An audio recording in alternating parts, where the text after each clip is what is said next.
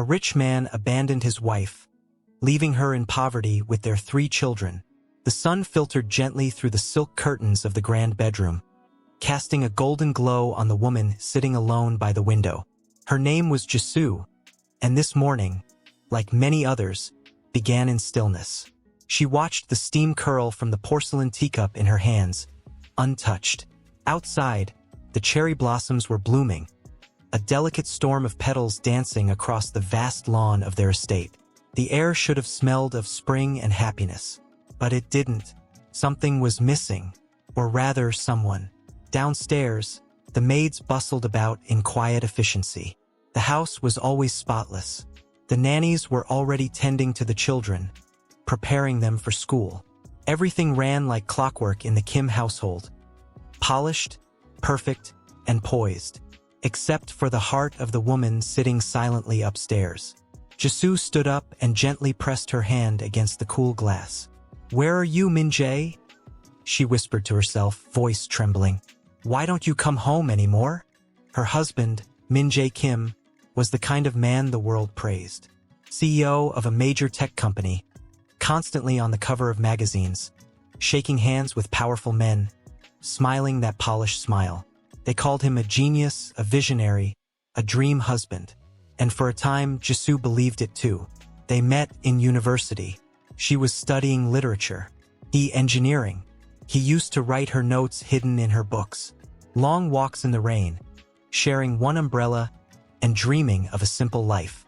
"I don't care about money," he once said, cupping her face with both hands.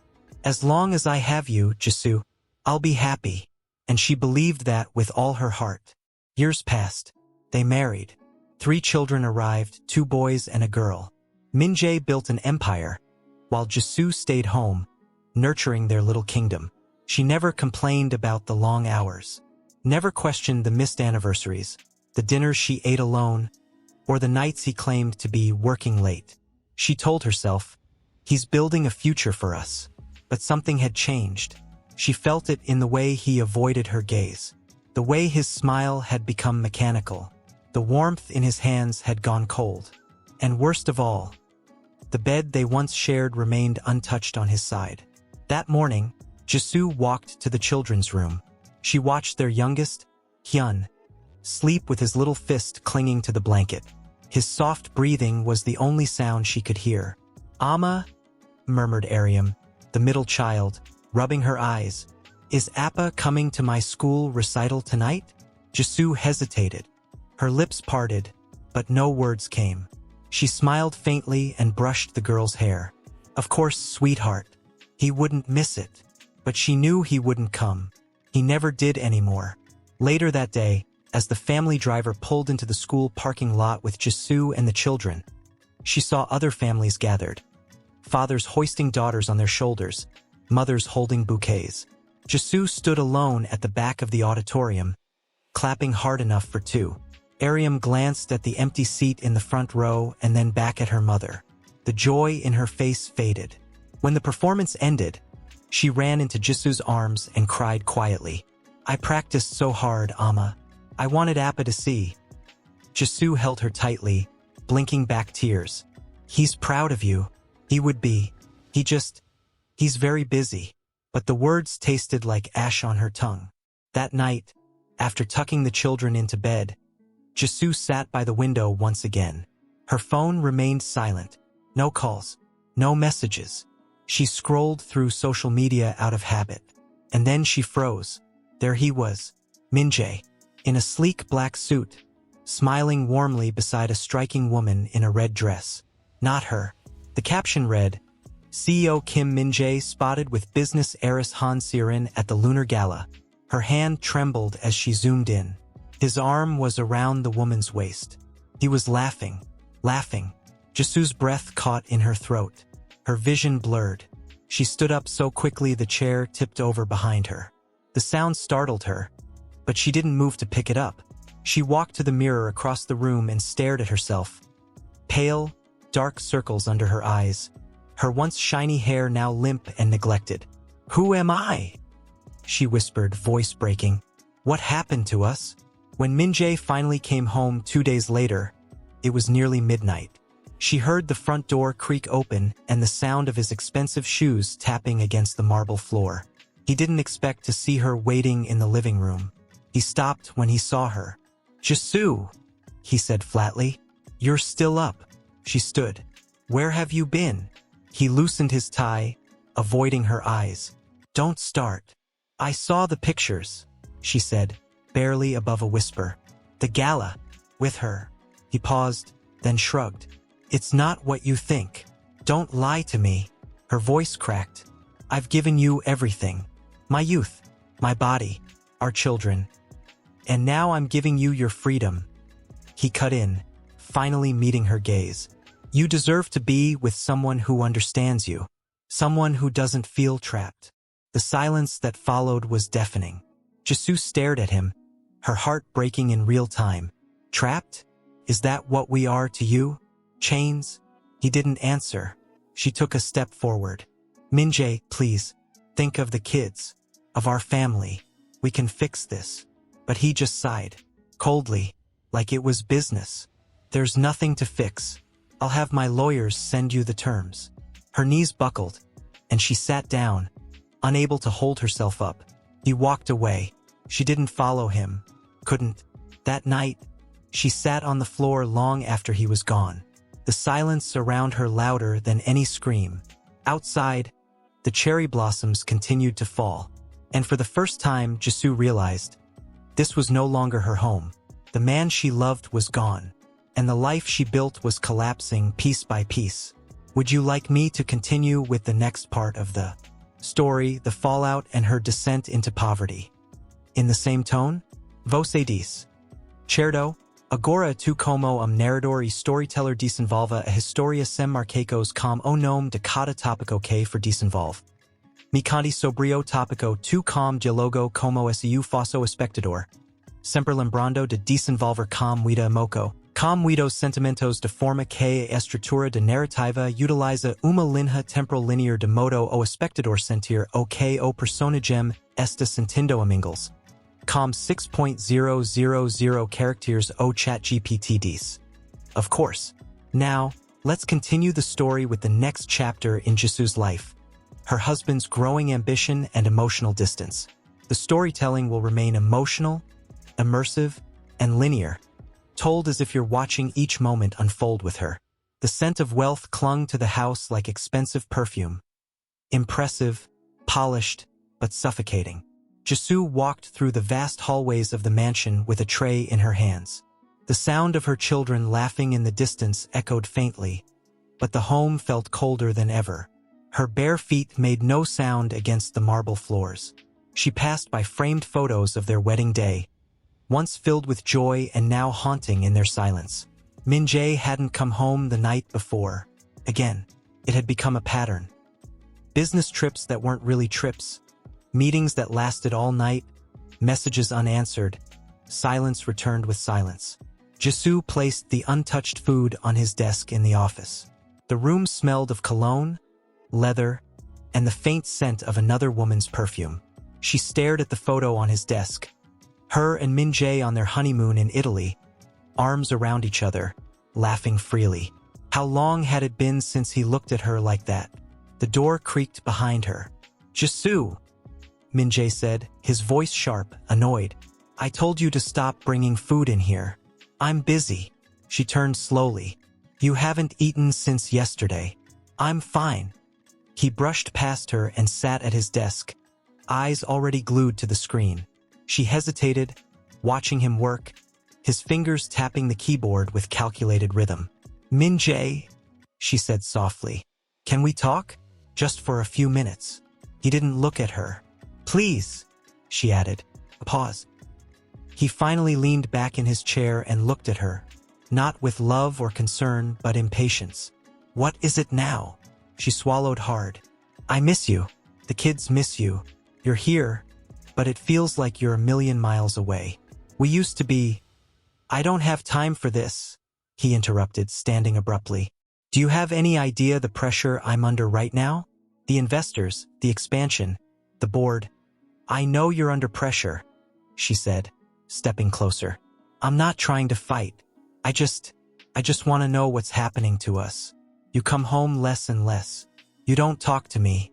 You barely look at me." His jaw clenched. "Because every time I walk in here, I feel like I'm stepping into a cage." Her breath caught in her chest. "You want me to sit around and pretend everything's fine while the world out there is moving faster than ever? I'm building something real, Jisoo. Something bigger than this domestic fantasy." She blinked, unable to speak. His words hit harder than any slap. "Fantasy?" she whispered. "You mean our children? Our home? Me?" Min-jae didn't answer. He grabbed his coat and headed for the door. Before he could leave, she said it, softly, trembling. "Is there someone else?" He froze. The silence answered her before he did. When he finally turned to her, there was no remorse in his eyes, only weariness. "Her name is Seorin. She's a partner in one of our projects. She understands my world." Jisoo's knees weakened. She grasped the edge of the desk to stay upright. "You're seeing her?" she asked, barely able to form the words. "We're not children anymore, Jisoo," he said coldly. "Sometimes things don't last. People grow. People change." She shook her head in disbelief. "You don't just stop loving someone because you're successful, Min-jae. You chose this family. You chose me." He looked away, guilt flickering in his expression for the briefest moment. "I didn't mean for it to happen," he said quietly. "But it did." She stepped forward, her voice breaking. "Then leave the company. Let it go. We still have time to fix this. To start again." He laughed bitterly. "You still don't get it. I'm not the man I used to be, and I don't want to go back." She stood there in stunned silence as he opened the door. Without looking back, he added, "This house, this life, it's not mine anymore." And then he was gone. That night, Jisoo sat on the floor of the nursery. She held her baby boy, Hyun, in her arms. His little hand clutched her finger as he slept. The other two were nestled in their beds, unaware of the storm brewing outside their door. Tears streamed down her face silently, soaking the baby's blanket. What had happened to the man who once ran through the rain just to bring her her favorite dumplings at midnight? Where had that love gone? Days passed like hours and hours like days.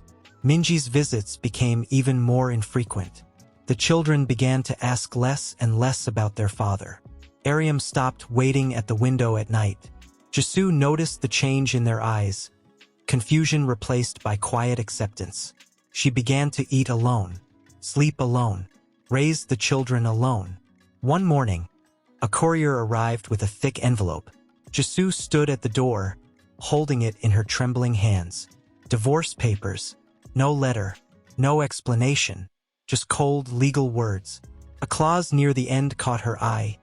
She was to vacate the property within 30 days. 30 days? She whispered to herself, staring at the house she once made into a home. The staff began to distance themselves. Some offered sympathetic glances, but no one dared to speak. The cook stopped preparing her favorite dishes. The gardener avoided eye contact. She was no longer Madame Kim. She was a ghost living among strangers. Jisoo began packing slowly, room by room. She lingered the longest in the children's playroom, where drawings still hung on the wall. Little stick figures of a happy family. Appa, Amma, and 3 smiling kids. She gently pulled the drawings down and folded them carefully, placing them in her bag. The last night in the house was silent. She didn't sleep. She just sat in the hallway outside the children's room, watching their peaceful faces and wondering how she would ever protect the children sat huddled on the old mattress that had been dragged in hours earlier, their wide eyes trying to understand where they were. Aryam clutched her worn stuffed rabbit, its ears fraying from years of love. Miho, the eldest, tried to act brave, but he kept glancing at the cracked ceiling as if it might fall on them. Jisoo moved quietly around the room, unpacking essentials. A towel, 2 cups, and 1 pot. That was all she could carry. "Amma?" Aryam asked, her voice barely above a whisper. "Why aren't we going back to the big house?" Jisoo paused. She turned slowly and walked to the children, kneeling in front of them. "This is our new home now," she said gently, brushing a strand of hair behind her daughter's ear. But Appa, Miho began, then stopped. His voice faltered. Will he come here too? Jisoo hesitated. She wanted to tell them yes, that everything would go back to the way it was, that the man who once lifted them high above his shoulders and kissed their foreheads at bedtime still existed. But he didn't. No, she said softly, honestly. Appa won't be coming. The silence that followed was heavy and hard. Miho looked away, trying to act indifferent. Aryam's bottom lip trembled. Hyun, the baby, reached out to Jisoo and climbed into her lap. She held them close, wrapping her arms around all three, her heart splitting as she whispered, "But I'm here. I'm not going anywhere." That night, she didn't sleep. The children drifted off eventually, but Jisoo sat near the window, knees pulled to her chest, staring at the streetlights outside. Her phone remained dark. No messages, no missed calls, nothing, just as he promised. A few days later, the whispers began. The news had spread faster than she expected. Did you hear? The CEO's wife. He left her. Just like that. She got thrown out. Can you believe it? She was replaced by that Han girl. Rich, connected, much better fit. Jisoo could hear them even when they weren't there. Their voices crept through grocery store aisles and across the sidewalks. When she walked her children to school, the other mothers turned slightly, their conversations dropping to a hush. One afternoon, after a particularly long day of job hunting, Jisoo sat on a bench outside the convenience store. Her phone buzzed. A message. Her heart jumped. But it wasn't from Min-jae. It was from the lawyer. Official transfer of assets complete. No financial support was requested or granted. Custody of children remains uncontested. She stared at the words, feeling a kind of numbness that scared her. No support. No fight for custody. He truly didn't care. He had not only abandoned her, he had abandoned his own children. The next morning, she walked into a coffee shop and stood in line behind businesspeople in suits, students with laptops, and couples chatting over breakfast. When it was her turn, she pulled out her resume and placed it on the counter. The barista blinked in confusion. Sorry? I'm here for the part-time position, she said quietly. He nodded and took the paper awkwardly. The manager will call you. Maybe. She left with her heart pounding in her chest. It had been years since she had applied for anything. Years since she was just Jisoo, not Mrs. Kim, not the CEO's wife. 2 days later, she got the call. A small cleaning company needed someone to work nights, offices and restaurants mostly. She accepted without hesitation. The first night, she scrubbed toilets that reeked of beer. She dragged bags of garbage down narrow staircases and cleaned under desks where gum stuck to the underside like forgotten regrets. Her back ached. Her hands bled. But she didn't stop. Because at home, 3 small mouths waited for her. 3 small hearts needed her strong. Each morning, she returned before the children woke up. She would quickly prepare breakfast with whatever they had, rice, kimchi, and sometimes just hot water with seaweed. Then she would kiss their foreheads and pretend everything was normal. One day, while waiting at a traffic light with Hyun in the stroller and Aryam at her side, a black car pulled up beside them. The window rolled down. It was Siren. Flawless. Beautiful.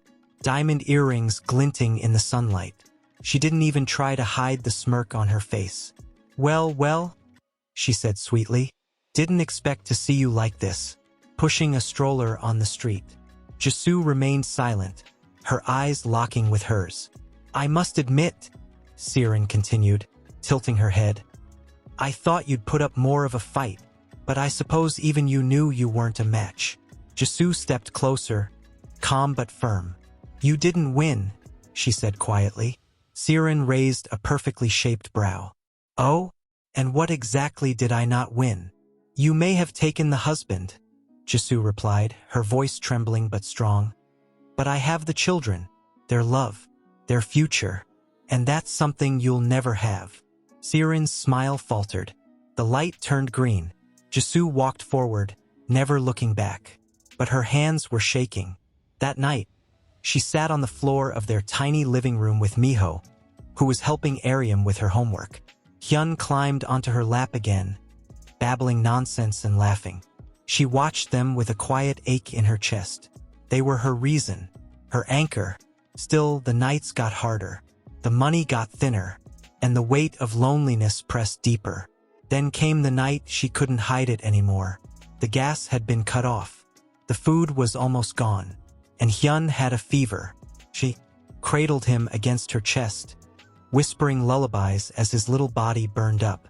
The clinic had closed. She couldn't afford the hospital. Her phone showed just 1,200 Korean wons in her account. She rocked him all night, holding back sobs. At one point, Miho crept into the room and stood in the doorway. "Amma," he said quietly. "If Appa was here, would Hyun be okay?" She looked up at him, her eyes red and swollen. Then gently she answered, "Appa chose not to be here, but we are, and we'll find a way, I promise." But even as she said the words, she didn't believe them. Jisoo stood at the bus stop with Hyun cradled in her arms, his tiny head resting against her shoulder. His fever hadn't broken. His breath was shallow, and his body burned through her coat. She rocked him gently, whispering promises she wasn't sure she could keep. Miho and Aryam waited beside her, soaked to the bone despite the shared umbrella. Their shoes squished with every step, and their thin jackets were no match for the cold creeping into their skin. They'd spent the entire morning walking from one clinic to another, only to be told the same thing: no insurance, no treatment. A doctor had glanced at her son and said flatly, "He needs to be hospitalized." Before turning to the next patient, hospitalized? With what money? The bus arrived with a hiss. They climbed in, dripping water onto the floor. People stared, some with curiosity, others with disdain. A woman covered her designer bag as Jisoo passed. A man in a suit shook his head disapprovingly when Hyun coughed too loudly. She kept her eyes down, clutching him tighter. When they reached home, if she could still call it that, Jisoo placed Hyun on their only bed, pulled the single blanket up to his chin, and sat beside him, her fingers trembling. She stared at the phone on the nightstand, and for the first time in months, she considered calling Min-jae. Her pride, her rage, her heartbreak, all of it bent under the weight of her child's suffering. Her hand hovered above the screen. Then she pressed the number. It rang once, twice, and then a voice answered. Not Minji's. "Hello?" a woman said cheerfully. Jisoo froze. She didn't recognize the voice. "This is Sirin," the woman continued. "Minji's a little busy at the moment." "Who's this?" Jisoo said nothing. "Oh." The voice softened slightly. "It's you, isn't it?" Silence. "Look, whatever this is," Minji's moved on. "You should too. Dragging your sick kid into this isn't going to fix anything." Jisoo's grip tightened around the phone, her breath shaky. "I didn't call to beg," she said finally, voice low but fierce. "I called because your boyfriend abandoned his own child." "Well," Siren replied, a touch colder now, "that's not my problem." The line went dead. Jisoo sat still for a long moment, the dial tone echoing in her ear. She lowered the phone gently and looked at Hyun. His cheeks were flushed with fever, his eyes fluttering weakly. She wanted to scream. Instead, she stood and grabbed the metal bowl from the cupboard, filled it with cold water, and began to wipe his forehead. Again and again, praying to anything that would listen. "Please, please don't take him from me." A soft knock at the door startled her. She froze. Another knock. Cautiously, she approached the door and opened it a crack. Outside stood a woman with a plastic bag of groceries. She was older, maybe in her 60s, wearing a knit sweater and rain boots. Her face was kind but hesitant. "Sorry to bother," the woman said. "Are you the one who moved in last week? With the kids?" Jisoo nodded slowly, unsure of what to say. "I live down the hall," the woman continued. I heard the coughing. My grandson had something similar last year. I brought some food and fever medicine." Jisoo's lips parted, stunned. "I hope it's okay," the woman added. "You just looked tired." and scared. Jisoo stepped aside without a word. Her throat closed up as the woman entered, setting the bag down and walking over to Hyun. "Oh, poor baby," she murmured, touching his forehead gently. "Let me help." The two women worked in silence. They gave Hyun medicine, changed his clothes, and wiped his skin with wet towels. Hours passed. Jisoo didn't realize she was crying until the woman reached over and wiped a tear from her cheek.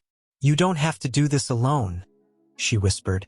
That night, for the first time in a long time, Jisoo slept for a few hours. In the morning, Hyun's fever broke. His breathing was still shallow, but steadier. His eyes opened briefly and searched for her. When he saw her face, he gave her a small smile before falling back asleep. It was the most beautiful thing Jisoo had ever seen. Later that week, while walking home from her shift at the convenience store, one she'd picked up to replace her night cleaning job, she passed by a street vendor selling sweet rice cakes. She stopped, just for a second. They were Ariam's favorite. 2001, the vendor said. She reached into her pocket and found a few coins. Exactly 2000. She bought the rice cakes. She smiled to herself as she walked the rest of the way, the warmth of the paper bag in her hands cutting through the chill of the air. She turned the corner toward her building and stopped. A man stood near the entrance, staring at the door. Tall, broad shoulders, a familiar silhouette. He turned slowly, as if sensing her presence. It was Min-jae, but she didn't feel relief or longing, only confusion and anger. "What are you doing here?" she asked, her voice hard.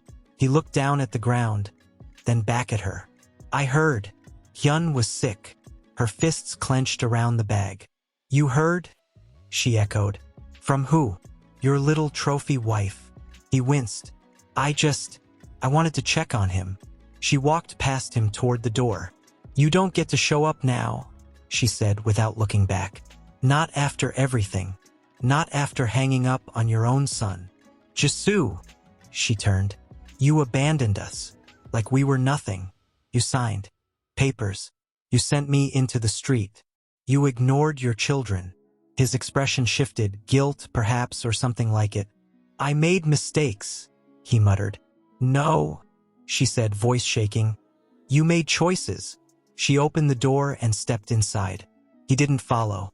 She turned to him one last time. "Don't come here again. Not unless you're ready to face what you walked away from." She shut the door. Behind it, she slid to the floor, breathing heavily. She didn't know if he would listen, if he would come back, if he would disappear again. But for now, she still had her children, and they still had her, and that had to be enough. Minji's face still burned in her mind. Not the man she married, but the stranger he'd become. Cold, measured, distant, and now suddenly concerned? No, she wouldn't let him walk in and out of their lives as if her children were optional. She pressed the heels of her palms into her eyes and took a slow, trembling breath. From the bedroom, Hyun stirred and let out a soft cough. Jisoo stood up quickly, shoved the crushed bag onto the counter, and rushed to his side. He looked up at her with sleepy eyes, his little voice hoarse. "Amma?" She smiled through tears and cupped his cheek. "Shoo, I'm here, baby. Just rest." His hand searched blindly for hers. She took it. The next morning, the news was everywhere. Minji's company was being praised for landing a massive international deal. Headlines flashed on the convenience store television as Jisoo stacked shelves. Kim Min-jae secures $1 billion contract with foreign investors, a genius of our time, one reporter called him, smiling proudly, and his elegant fiancée, Han Seorin, stood proudly by his side. Jisoo stared at the screen, a carton of ramen cradled in her arms. The rage crept in slowly, quietly, not just because he was thriving, but because he had the luxury to. He walked away from everything, the promises, the children, the life they built. And while she was scrubbing bathroom floors and rationing rice, he was making headlines and holding champagne. No one knew the truth. No one saw the bruises she was hiding. Not on her skin, but on her spirit. And the children, they were beginning to ask harder questions. That night, Miho sat beside her after dinner, the dim kitchen light casting long shadows on the walls. Ariam colored quietly in the corner. Hyun slept peacefully in the other room. "Amma," Miho said, serious, too grown up for his 9 years. "Are we poor now?" The question pierced her like a knife. She hesitated. "Why do you ask that?" "Kids at school said you clean toilets now," he said. "They said Appa doesn't want us anymore." Jisu's heart crumpled in on itself. She reached for his hand. "Miho, what Appa did has nothing to do with who you are. Or what you're worth. He made a choice. A wrong one. And yes, we're struggling right now. But that doesn't mean we're less. Do you understand?" He looked down. "I miss him. I know," she whispered, pulling him close. "I know you do." He didn't cry, just leaned into her shoulder, quiet and tired. Later that night, when the kids were asleep, Jisu stood alone in the tiny bathroom and looked at herself in the mirror. Her reflection was thinner now, her eyes heavier, but there was something new behind them, something sharper. Resolve. She wiped the mirror clean with her sleeve and whispered, "He doesn't get to rewrite this story. I will." The next morning, she found herself standing in front of a law office. Not the kind with marble floors and glossy nameplates. This was in an old building with flickering lights and creaky stairs. But the name on the door gave her hope. Attorney Park Yinwer, Family Law and Women's Rights. She stepped inside, clutching a folder full of documents. Birth certificates, a copy of the marriage certificate, old family photos, and the divorce papers Min-jae had sent her like a stranger. The receptionist looked up. "Do you have an appointment?" "No," Jisu said. "But I need help."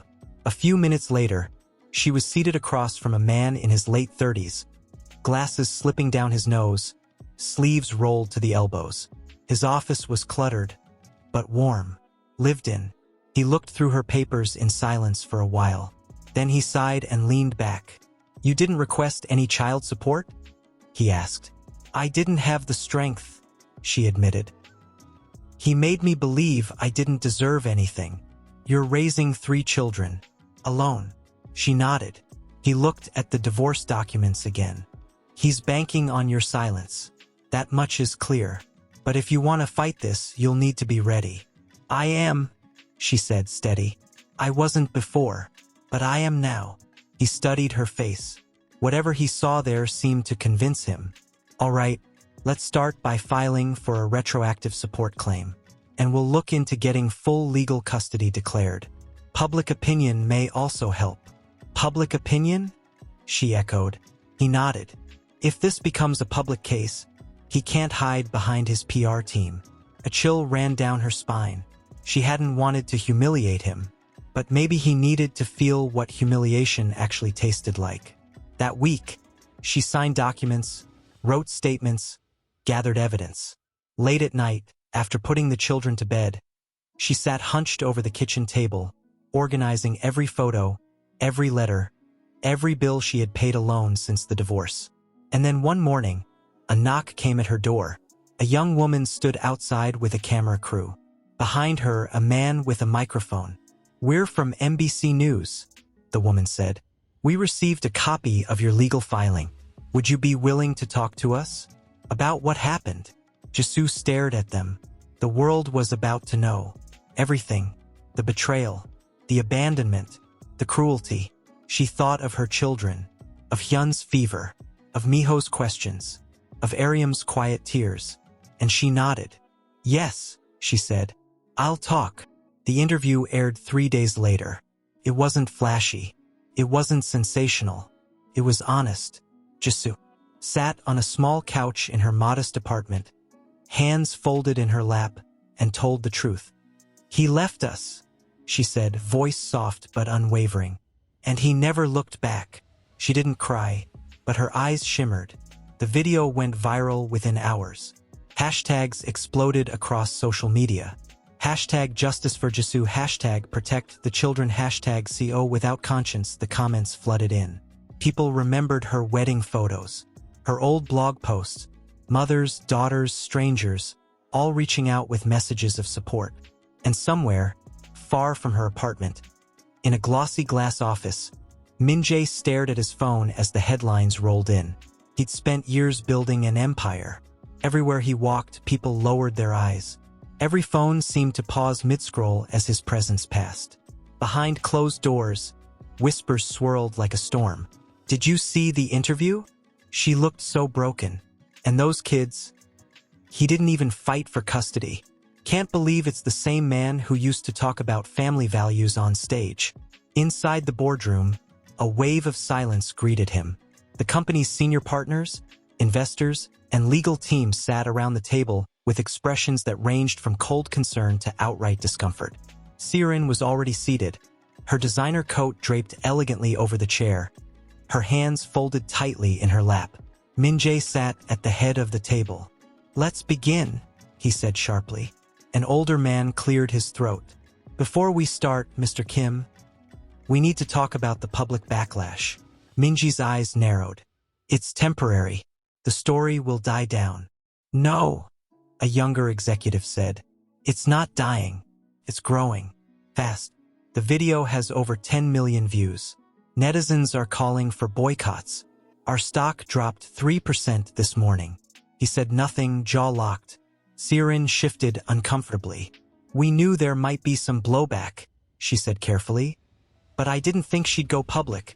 Min-jae turned to her slowly. She didn't go looking for attention.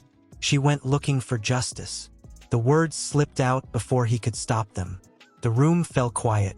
Then he stood. "Handle the damage control. I'll take care of the rest." He left without waiting for replies. Downstairs, he sat alone in the back of his car, staring out the tinted windows as Seoul passed him by in flickering pieces.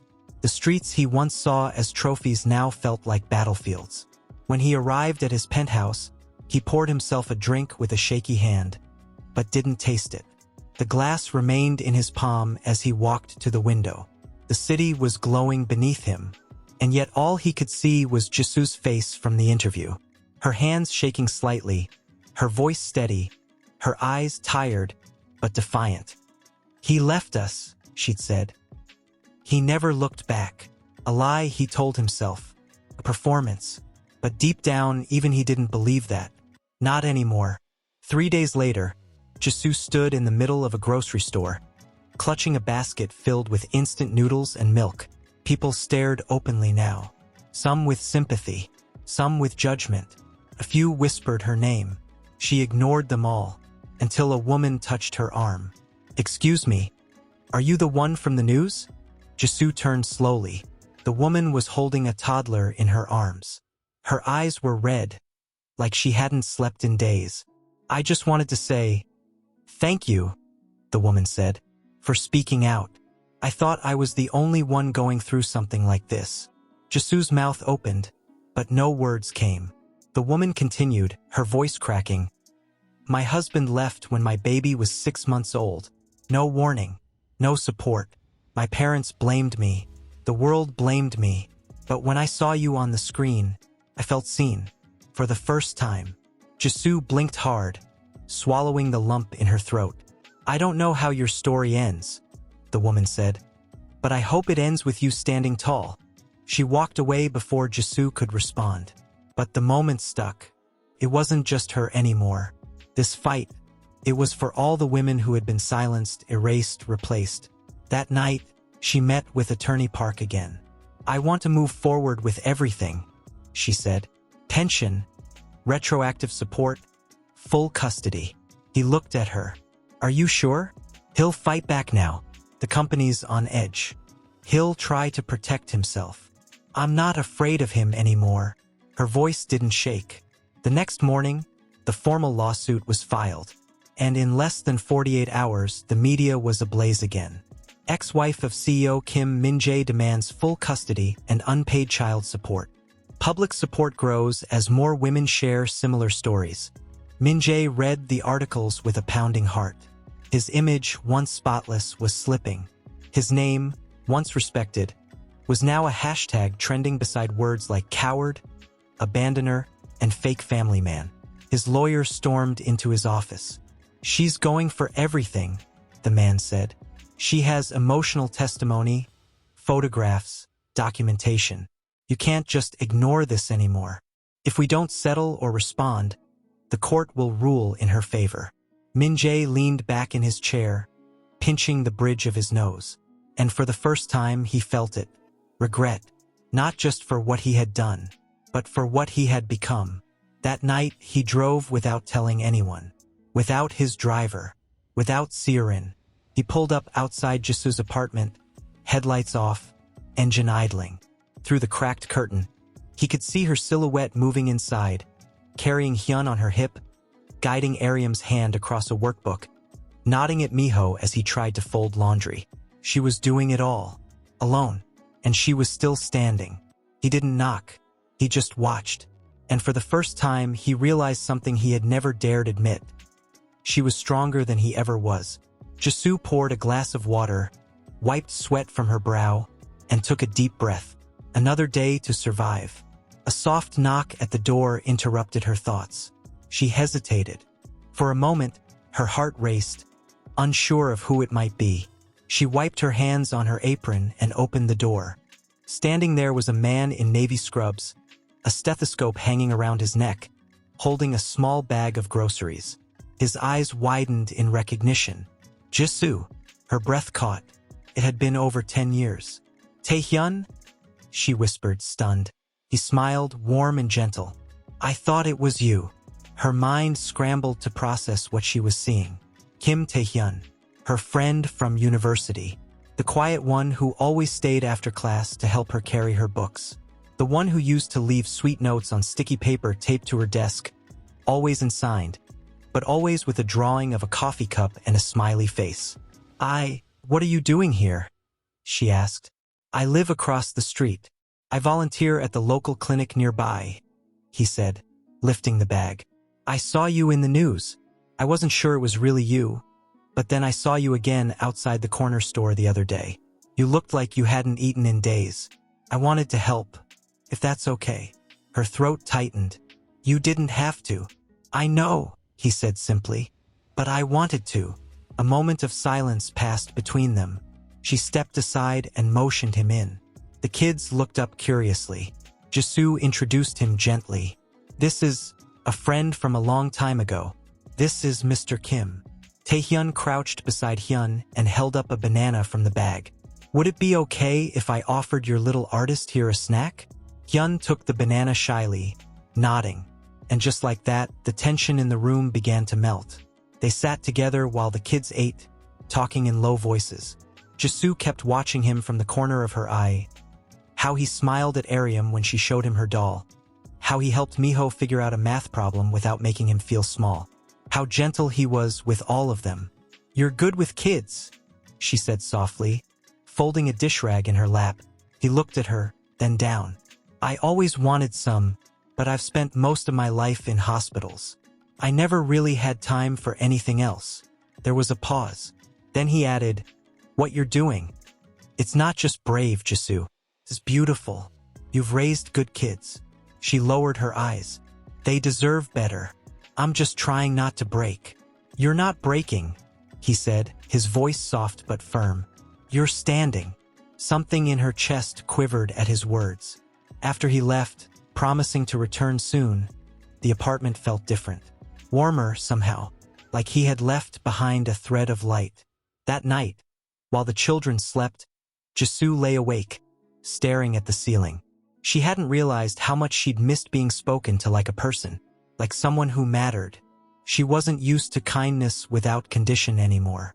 And Taehyun, he had looked at her with no pity, only quiet admiration. The next afternoon, a fever returned, Hyun again. Jisu panicked, memories of that terrifying night rushing back. She rushed to grab the phone. But this time, she didn't call Min-jae. She called Taehyun. 20 minutes later, he was at the door, medical kit in hand. He checked Hyun's temperature, gently held his wrist to count the pulse, and nodded. It's not dangerous, just a small virus. But I'll bring something mild from the clinic tomorrow. Jisu watched him from the doorway, arms crossed tightly over her chest. Why are you doing this? She asked, barely able to keep the tremble out of her voice. Is it out of guilt, pity, or just to play the savior? He looked up, surprised. Then his face softened with understanding.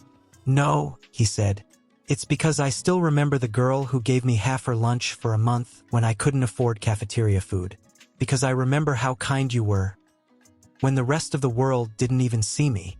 Her lips parted, but no words came. You were the first person who made me feel like I mattered, he continued. Now it's my turn.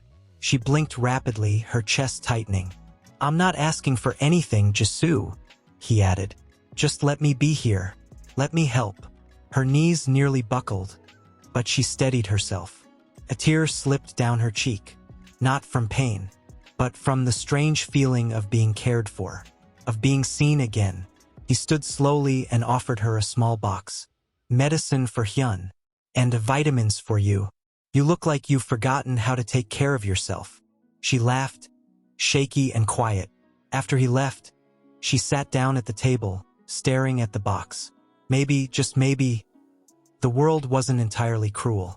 But hope scared her, because every time she held on to it, it had shattered in her hands.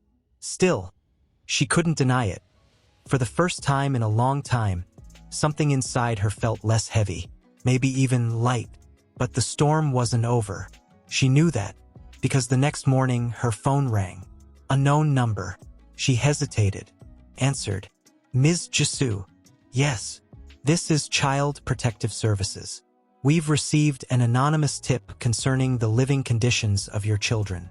We'll be sending someone to visit the residence tomorrow. Her blood turned to ice. She clutched the phone tighter. Who reported me? I'm not at liberty to say. We just need to verify the children's well-being. It's standard procedure. Her voice shook. I'm doing my best. You have no idea what We understand, ma'am. It's just protocol. They hung up, and just like that, the warmth from the day before turned to cold.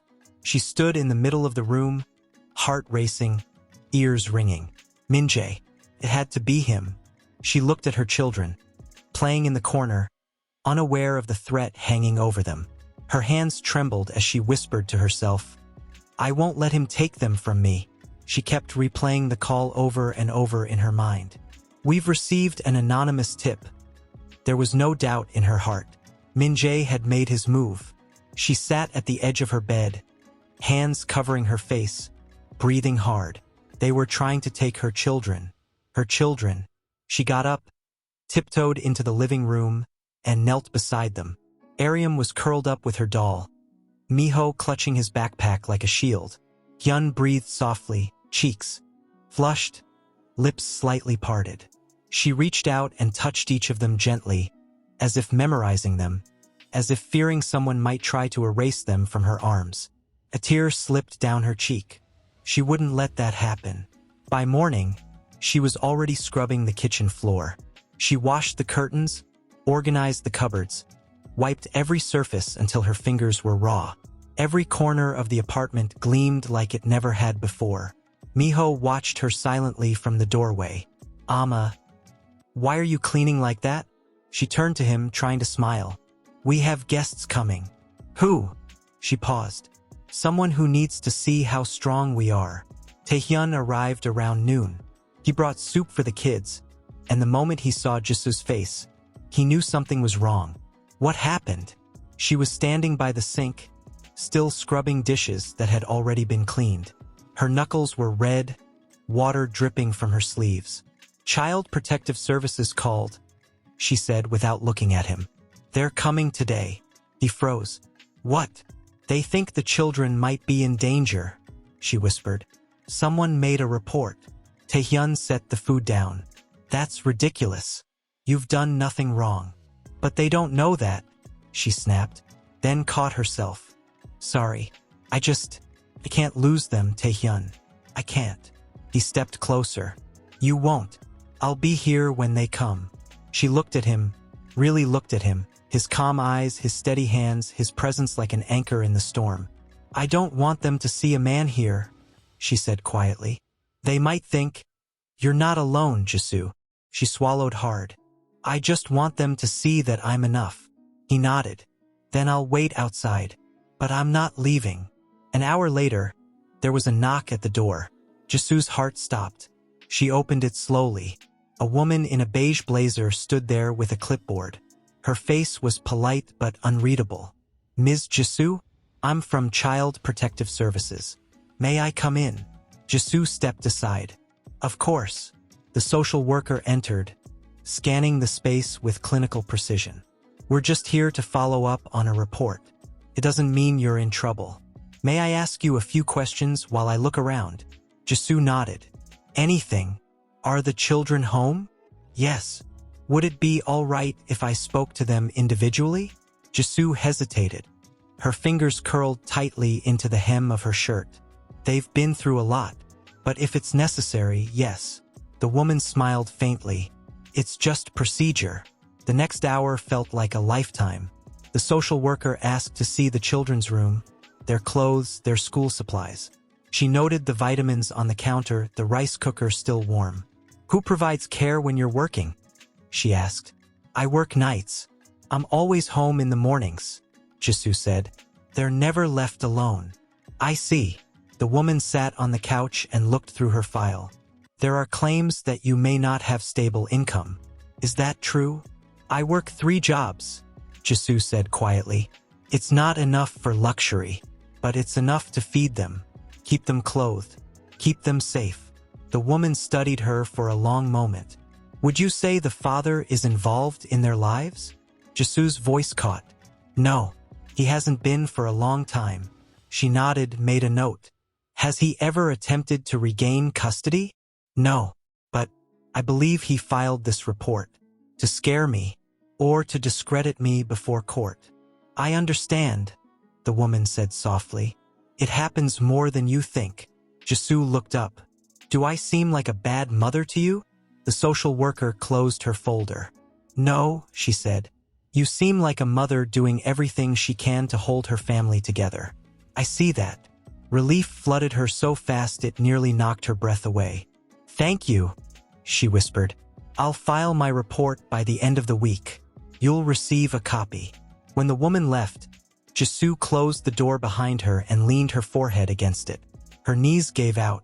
She sank to the floor and covered her face. Taehyun knocked softly a few minutes later.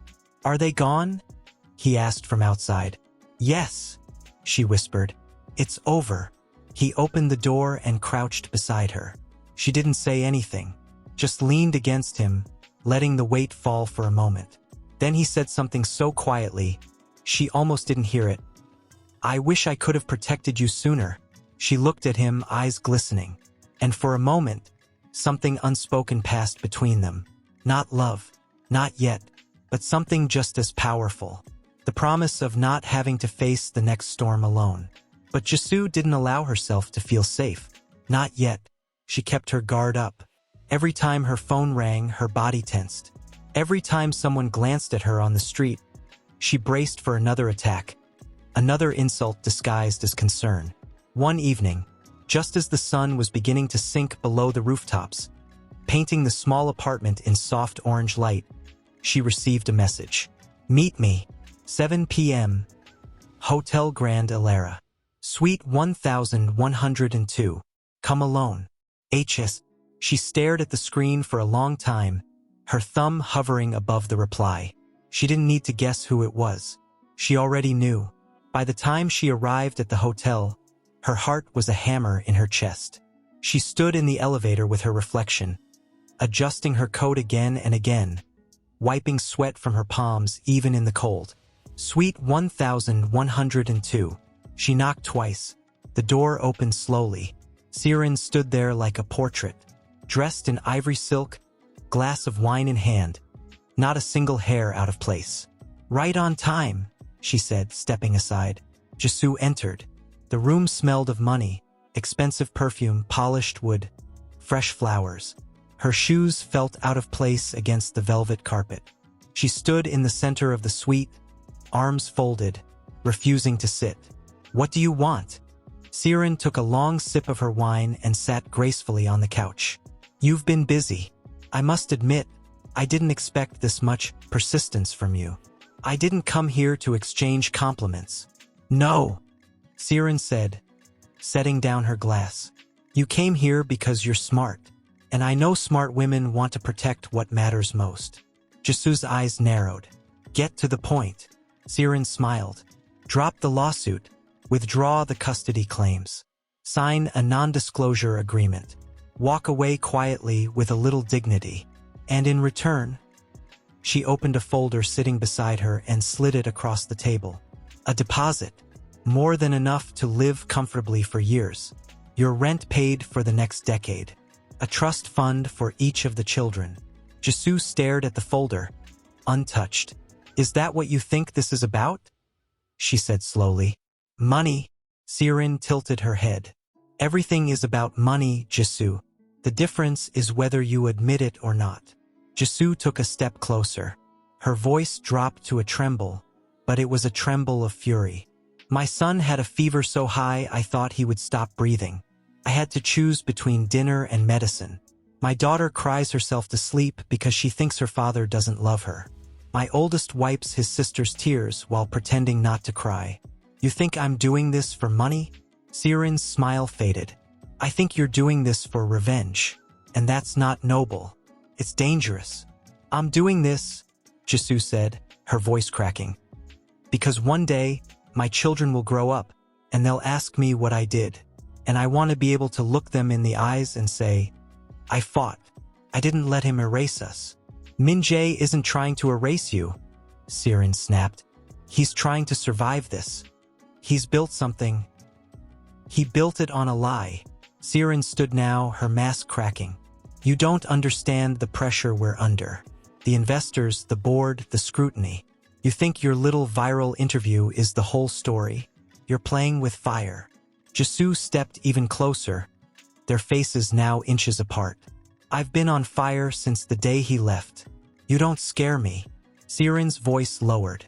If this continues, Jisu, I can't protect him. That stopped her. Her heart skipped. What do you mean? There was a flicker in Siren's eyes. She sat back down slowly, fingers tightening around her wineglass. He's spiraling, she admitted. Won't eat, barely sleeps. He's making mistakes, big ones. He's losing control. The board is talking about removing him. If you keep pushing... Jisu looked down. She hadn't wanted him to break. She wanted him to face the truth, to take responsibility, to be a father again, not fall apart into someone she didn't recognize. But she also remembered how cold he'd been, how he had vanished from their lives as if they were nothing more than a misplaced file. Then maybe he needs to fall, she said softly. Siren looked at her, eyes suddenly tired. And what will you gain from that? Jisu finally picked up the folder. She opened it, eyes scanning the figures, the terms, the offers. And then she closed it. Slowly. I gain my children's trust, my own peace, the right to say I didn't bow to people like you. She placed the folder back on the table. I'm not signing anything. If he wants to talk, he knows where I live.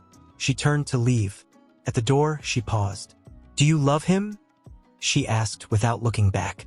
There was a silence. I don't know, Siren admitted. Jisu nodded once. I did, she said. Once. But I loved someone who doesn't exist anymore. Then she left. The hallway was quiet, but her heart was pounding. Not with fear this time or uncertainty. With clarity. Outside, night had fallen. She stood beneath the hotel lights, breathing in the cool air. She didn't know what tomorrow would bring. Maybe more threats, maybe more pain. But she knew who she was again. And that finally was enough. Ariam held her hand tightly. Amma, will you be here when I'm done with music class? She asked. Jisu smiled gently. Always. When they reached the gate, Miho turned to her with a serious look, like a boy carrying too much for his age. If someone says something about Appa again, should I say something back? He asked. She knelt to his level, brushing his hair from his eyes. You don't have to defend us, Miho. Just hold your head high and keep being the good boy you are. That's more than enough. He nodded, then turned with his sister and disappeared into the building. Jisu stood there for a moment, watching, arms wrapped around herself like a fragile shield. When she returned home, Taehyun was already waiting outside her apartment. holding a thermos and a small paper bag. "I thought you might not have eaten," he said, lifting them with a smile. She blinked. "You don't have to keep doing this." "I know," he said simply, "but I want to." They went inside, and she poured the porridge he brought into a bowl while he helped her fold laundry. The silence between them was comfortable, warm. Then he looked up, cautious. "I saw the news." Jisu's hand paused mid-fold. Taehyun continued. "They're calling for a full investigation into Minji's company." The stock dropped again. "Some shareholders are filing ethics complaints." She didn't respond right away. She finished folding a tiny t-shirt and placed it carefully in a pile. "I didn't want it to get this far," she said softly. "I didn't want destruction. I just wanted to be seen, to be heard, to make sure my children never have to wonder if they were worth fighting for." Taehyun stepped closer. "You're not wrong to fight, Jisu. Don't let them make you feel guilty for demanding respect." She looked up at him then, eyes glistening. "They made me feel small for so long, like my only value was how quiet I could stay." "You were never small," he said. "They just couldn't handle your strength." Her breath hitched. For a moment, they just stood there, the quiet hum of the refrigerator the only sound between them. Then her phone buzzed. Unknown number. She answered with a tight breath. "Hello." A man's voice replied. "Ms. Jisu, this is Han Jinho from SBS Evening News. We've been covering your story, and there's an overwhelming response from the public. Many are asking how they can support you. Would you be willing to speak live tonight?" Jisu blinked. "Live? Yes, ma'am. We want to give you a platform, not to sensationalize, but to tell your truth. Unfiltered." She hesitated. Her fingers trembled around the phone. I don't know. "Take your time," the man said. "But this could change everything." After hanging up, she looked at Taehyun. "What if I freeze?" she whispered. "What if I say the wrong thing? What if the kids see me break on national TV?" He took her hand gently. "Then they'll see their mother fight through fear, and they'll never forget it." She swallowed hard. "I'm scared." "Of course you are," he said softly. "But you're still here." Later that night, the studio lights were blinding. Jisu sat in the interview chair, makeup light, hair pulled back, her fingers tangled in her lap.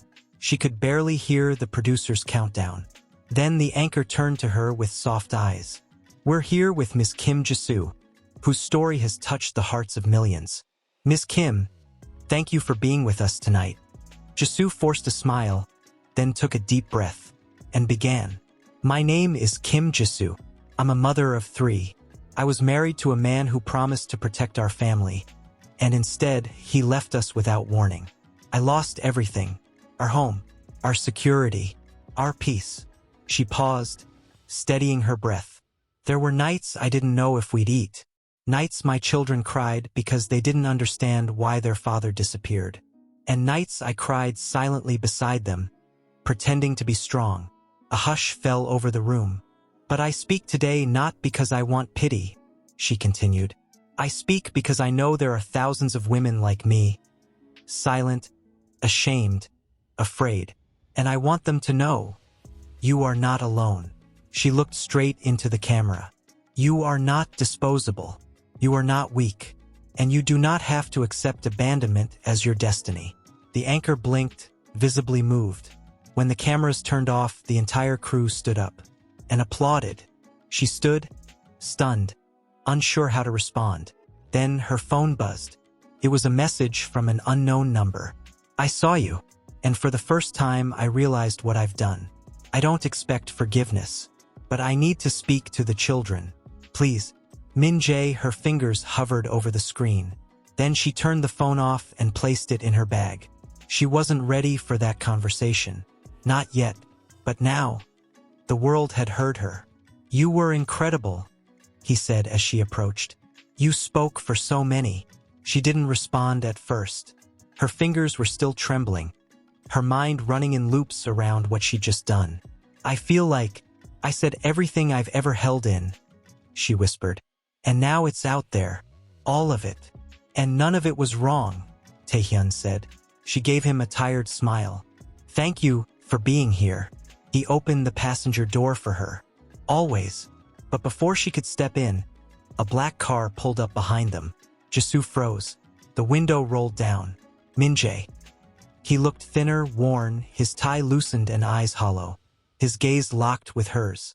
He said nothing at first, just stared, as if unsure she was real. Taehyun stepped forward instinctively, protective. Min-jae got out of the car. Jisoo, he said, voice hoarse. She didn't move. You have no right to show up here, Taehyun said sharply. I'm not here for you, Min-jae replied without looking away from her. Please, I just need to talk to her. Jisoo's heart pounded. Her throat tightened. So many things she wanted to scream at him. So many nights she had rehearsed this moment. And now that he was standing in front of her, broken and raw, she didn't feel rage. She felt exhaustion. I don't think we have anything left to say, she said. I watched you tonight, he said quietly. Every word you said. It was true. Taehyun stood beside her, unmoving, but she raised a hand gently. It's okay. She turned to Min-jae. What do you want? He looked down, then met her eyes again. I want to see the kids. I want to be part of their lives again, even if it's just a little. I know I don't deserve it. I know I failed them. I failed you.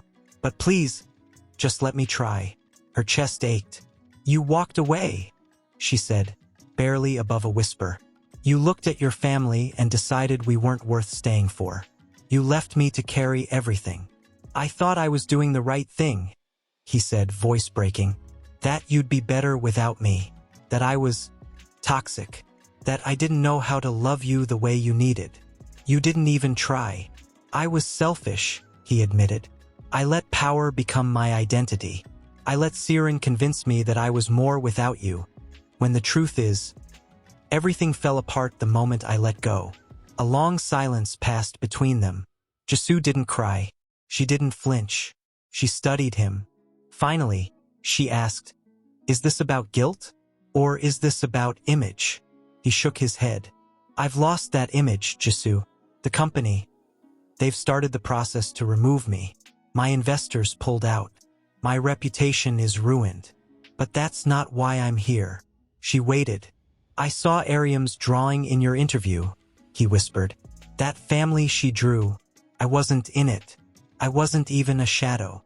Jisoo looked away. I miss them, he said. I miss their voices, their questions.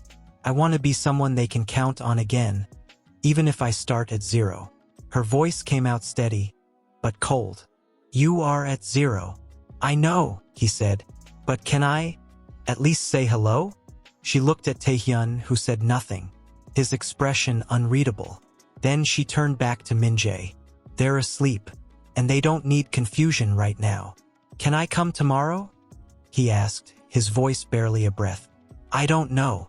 Please. Another long pause. I'll think about it, she said. She stepped back into Taehyun's car. He started the engine, and they pulled away, leaving Min-jae standing in the street, the rain beginning to fall around him like the weight of everything he'd lost. Neither of them spoke during the drive home. Jisoo stared out the window, the city lights blurring. When they reached the apartment, she turned to Taehyun. I don't know what to do, she admitted, her voice soft and heavy. You don't have to decide tonight, he said. She shook her head. It's not just about him. It's about the kids. What if he comes back into their lives and disappears again? What if he breaks them like he broke me? Taehyun touched her hand gently. Then you protect them, like you always have. She leaned her head against the window. I hate that I still want him to be better for them. That's not weakness, he said. That's what love looks like after heartbreak. Wanting better, even when you don't trust anymore. She closed her eyes, exhausted. Inside the apartment, the children slept peacefully. But outside their dreams, the world had shifted again.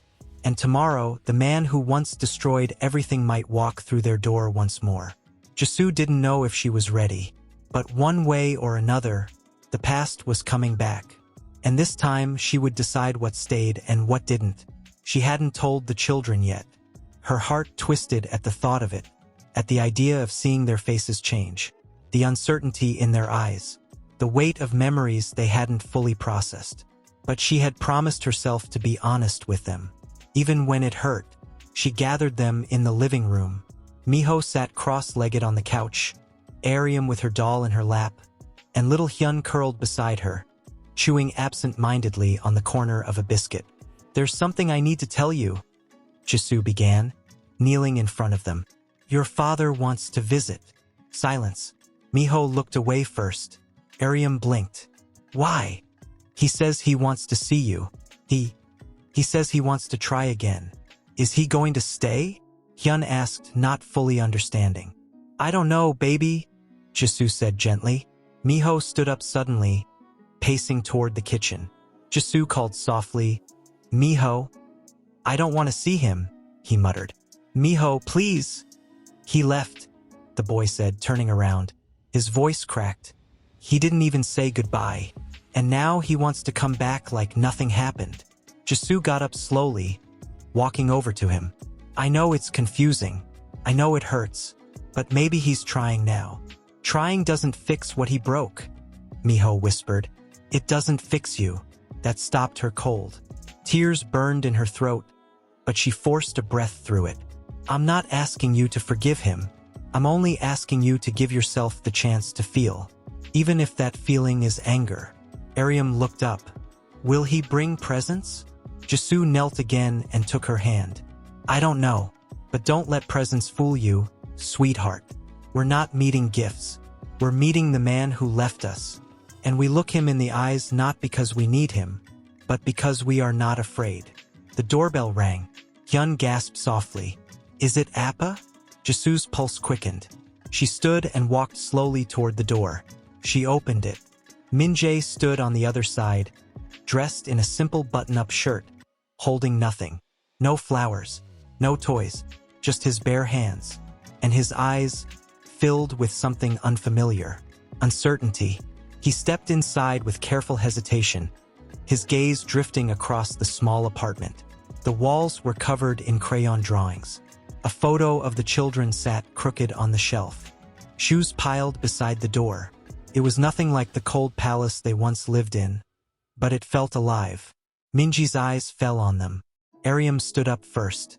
She walked slowly toward him, doll clutched tightly. "Hi, Appa." His breath caught. "Hi, Ariam," he whispered. "Why didn't you come to my piano recital?" she asked. The question hit like a stone. I didn't know about it," he said weakly. She nodded, as if that answer made sense, even if it didn't. Miho didn't move. He stood beside the table, arms crossed, jaw tight. Min-jae looked at him. "Miho, you've gotten taller. You've gotten quieter," Miho said flatly. Min-jae swallowed hard. "I deserve that. Do you even remember what I looked like when you left?" the boy asked. "Because I remember how you didn't say goodbye." Jisoo watched in silence, her heart aching. Hyun tottered over next, dragging a toy car behind him. He looked up at Min-jae. "Are you my real Appa?" he asked softly. Min-jae knelt down slowly, eyes already full of tears. "Yes, Hyun, I am." "Do real Appas leave?" the boy asked. The room fell still. Minji's hands trembled as he reached out to touch Hyun's tiny shoulder. "No," he said, voice broken.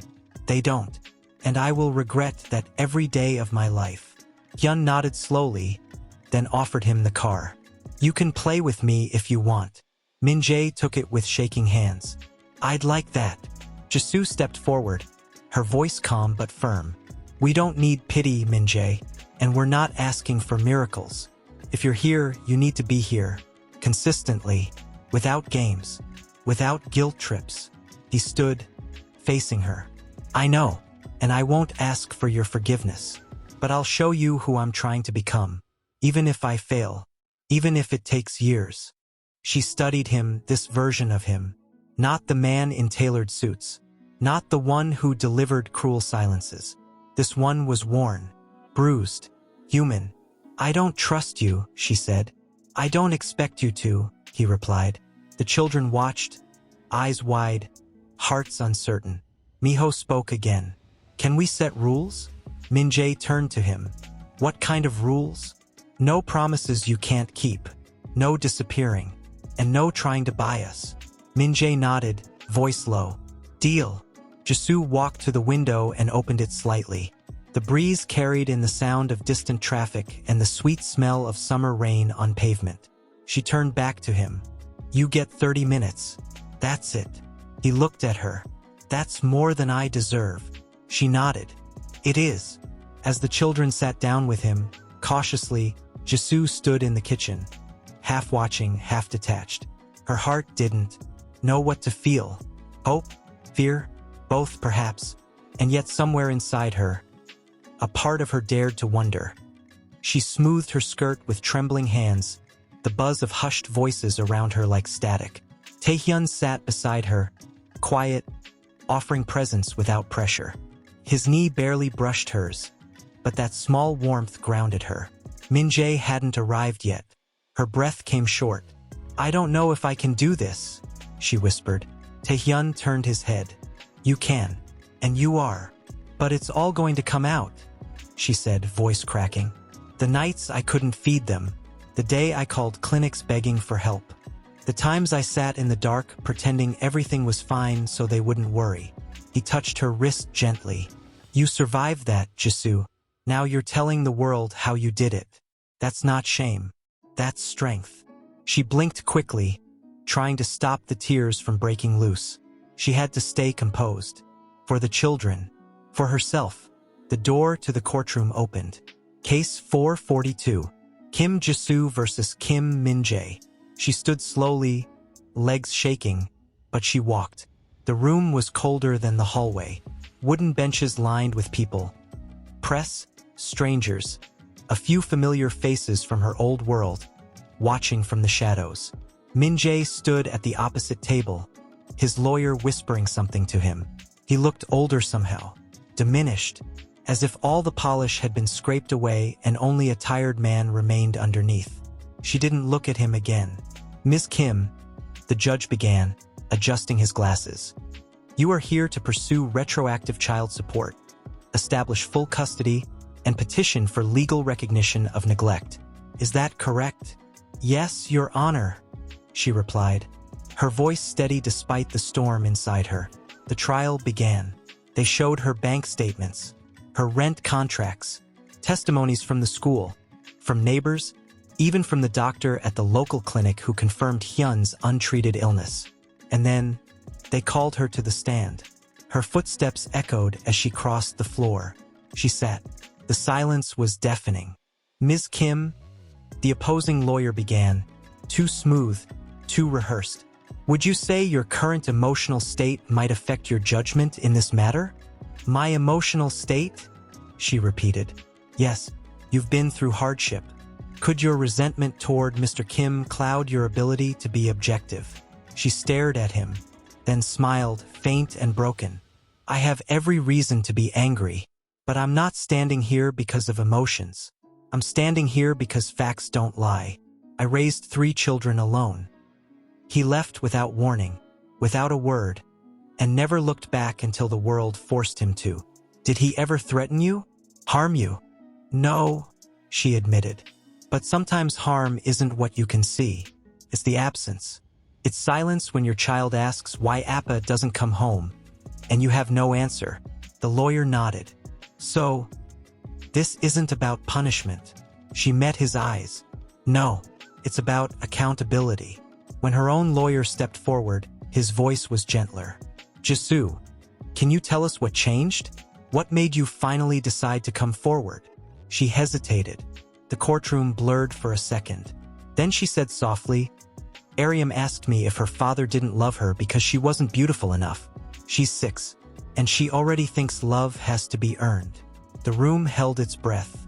I realized then, Jisoo continued, voice breaking, if I stayed silent, I'd be teaching her that abandonment is normal, that disappearing is forgivable, that neglect is something to adjust to. She looked at the judge. I refused to let that be the legacy of their childhood. After she stepped down, they called Min-jae. He looked different on the stand. Smaller, uncertain. Mr. Kim, the judge asked. Why did you leave your wife and children with no support? He was quiet. Then finally, because I didn't believe I was needed. The judge frowned. Not needed.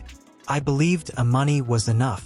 That providing once had earned me a lifetime of absence.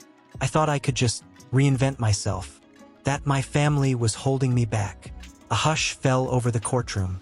And now, Min-jae turned, and for the first time in the trial, looked at Jisoo.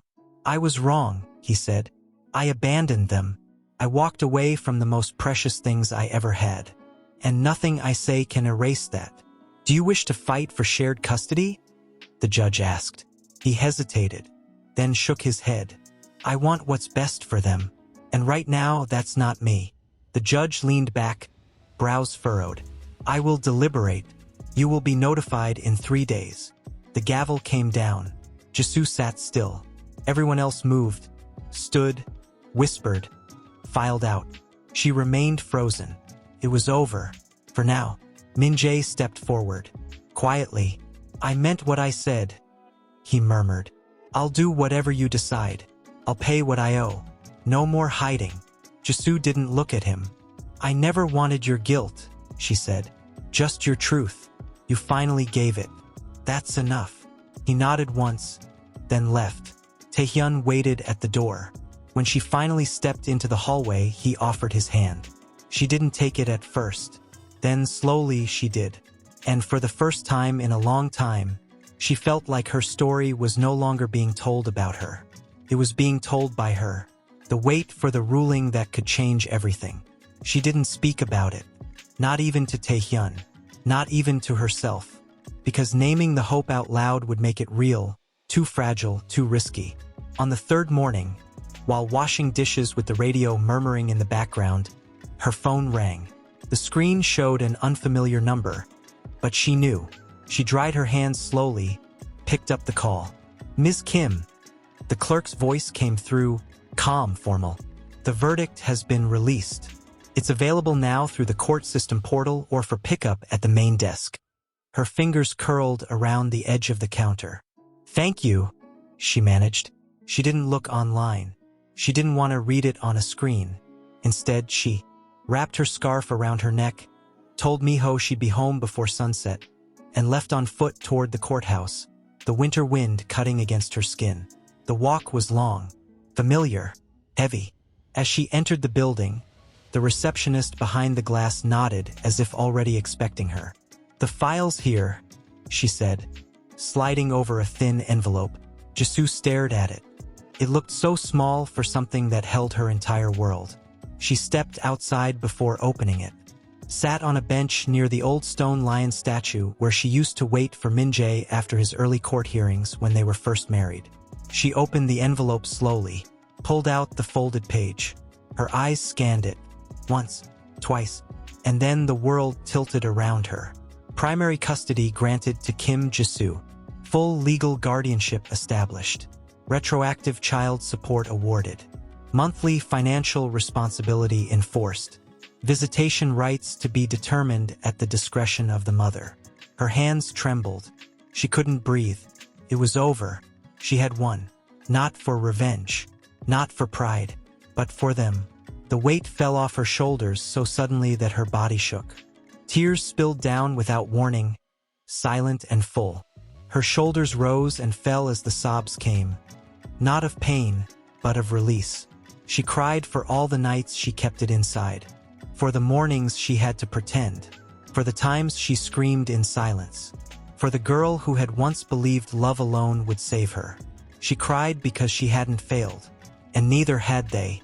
A soft vibration came from her coat pocket, her phone. It was Taehyun. She answered, barely able to form words. It's done. What did they say? They gave me everything. She heard him exhale on the other side, like he had been holding his breath too. I'm coming to get you, he said gently. Stay right there. Minutes later, his car pulled up. She slid into the passenger seat, eyes swollen, lips trembling with the hint of a smile. I'm shaking, she said, half laughing, half crying. You don't have to hold it in anymore, he said, reaching over to cover her hand with his. They sat like that, in silence. Then he said something she hadn't expected. "I think they're going to start asking questions. About how you did it. What you lived through. People are listening now." She looked at him, confused. "Your story, it's already inspired thousands. And they're still watching. They want to know the rest."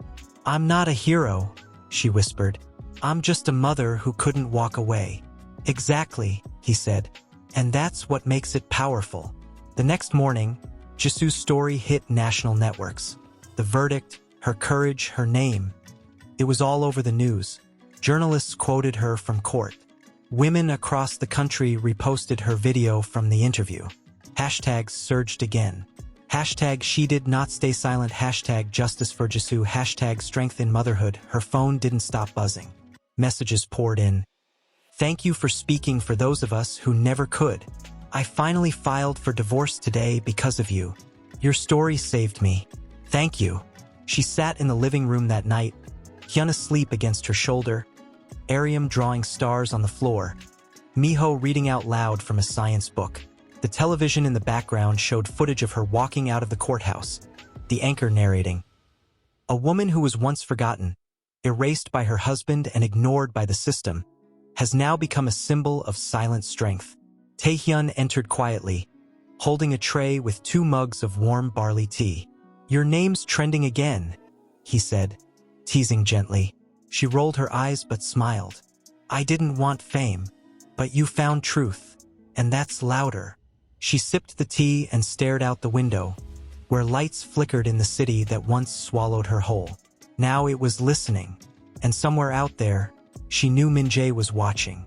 Not because she wanted him to, but because he had to. Because she had become something he never imagined she could be without him. Ed over homework, brows furrowed in concentration. Jisu stood at the stove stirring soup. The aroma of anchovy broth filled the air, familiar, comforting.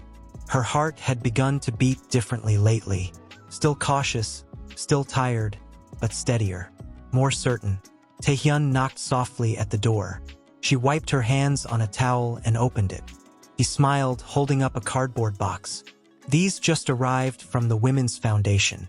Brochures, forms, that banner you designed. It's all in here." Her eyes widened. "That fast?" "They believe in it," he said. "They believe in you." She let him in. He placed the box on the floor, then turned and looked at her seriously. "Have you told the kids?" She shook her head. "Not yet." He gave a nod. "They'll be proud." Later that evening, once dinner was over and the dishes were stacked, Jisu gathered the children in the living room. She sat cross-legged in front of them, Taehyun standing quietly behind her. "I have something important to tell you," she began, fingers laced in her lap. "I've been working on something for other mothers, women who went through what we did, who were left behind, but kept going." Aryam tilted her head. "Like a superhero team?" Jisu smiled softly. "Kind of, yes. I'm gonna open a place where women can come and get help. Where they won't be alone. We'll have classes, childcare, legal advice, a safe space." Miho looked up. "Are you still going to be home with us?" "Yes," she said. "Always. But now, I'll be helping other people too." There was a long pause. Then Miho nodded once, slowly. "That's good. You're good at helping." Aryam clapped. "Can I help too? I can teach the babies how to color." Jisu laughed through the lump in her throat. "Yes, you can, sweetheart." From the couch, Hyun tugged at her sleeve. "Ama." "Yes." "Will there be snacks there?" She grinned. "Endless snacks." They all laughed, and for a moment it felt light. Like hope wasn't a far-off dream but something breathing in. The same room. Weeks passed in a whirlwind. With help from Taehyun and a few volunteers, Jisu found a small community center space on the outskirts of town. It wasn't much. Peeling walls, flickering lights, but it had windows, and sunlight poured in every morning, warming the chipped linoleum floor. She painted the walls herself, brought in rugs from her own home, bought secondhand shelves and filled them with children's books. A friend donated toys. A lawyer she'd met through the trial offered free workshops. The first time she unlocked the door and stepped inside with her children, her hands trembled. "This is it," she whispered. It was called Morning Light. The first woman arrived 2 days after opening. A young mother with a toddler on her hip, shadows under her eyes and silence clinging to her like armor. Jisoo smiled at her, offered tea, and said nothing. She let the woman cry first. Just cry. No questions. Word spread fast. Women came with babies, with court papers, with bruises both visible and invisible. Jisoo didn't have all the answers, but she had a listening heart. And that was enough for them to come back. One afternoon, as she sat helping a woman fill out a divorce application, the door opened. She looked up. Min-jae stood there, awkward in the doorway, holding something in his hands. A small check. She rose slowly, heart tightening. "I heard about the center," he said. "I wanted to contribute." She studied him. His clothes were simple now. No tie, no bodyguard. Just a man stripped down to the pieces he had left. "I don't want your money," she said. "It's not guilt," he said quickly. "It's gratitude. You taught me what responsibility really looks like. You reminded me who I was before everything twisted." She walked toward him. "And what do you want from me now?" He hesitated. Then, "Nothing. Just to be someone my children won't be ashamed of." She took the envelope from him. "I'll use it," she said. "Not for me, but for the women who still think they're invisible." He nodded, eyes moist. "They're lucky to have you." "So were you," she said quietly. "You just forgot." That night, back at home, she tucked Hyun into bed and found Aryam already asleep with her arm wrapped protectively around her doll. Miho lay staring at the ceiling, his expression thoughtful. "Amma," he said, "do you think people can really change?" She sat on the edge of his bed. "Some can, if they want it badly enough, and if they're willing to face what they've done." He turned to her. "Do you think Appa is one of those people?" She didn't answer right away. Then softly, "I think time will tell, but we don't wait for him to change. We build forward no matter what." Miho nodded. "I'm glad you didn't give up." She kissed his forehead. "I almost did, but then I remembered. You three are watching me, and I want you to grow up knowing your mother never bowed to fear." When she turned out the light, she stood for a moment in the hallway, staring at the quiet shadows of her children's rooms. Her phone buzzed. A message from Taehyun. "Tomorrow's workshop is full. We might need a second one." She smiled, then typed back, "Let's make space. We're just getting started." And somewhere deep inside her, in the place where sorrow once lived, something new had taken root. Not just survival, but purpose. The little girl skipped beside her, oblivious to the growing crowd of photographers outside the building. Parents whispered. Phones flashed. Some smiled at Jisoo with shy admiration. Others simply stared. "Amma," Aryam whispered, tugging at her hand. "Why are they all looking at you again?" Jisoo knelt down, brushing hair from her daughter's cheek. "Because some people think being brave is special. But you and I know. Sometimes it's just what we do to make it through the day." Aryam tilted her head thoughtfully. "Then you must be the bravest of them all." Jisoo smiled, but her eyes stung. "Not even close, sweetheart. Now go, before the bell rings." As Aryam ran inside, Jisoo turned and came face to face with a woman in a navy blue blazer and press badge. "Ms. Kim Jisoo?" "Yes. We've been trying to reach you. I'm with the National Civic Honors Committee. I was sent to deliver something personally."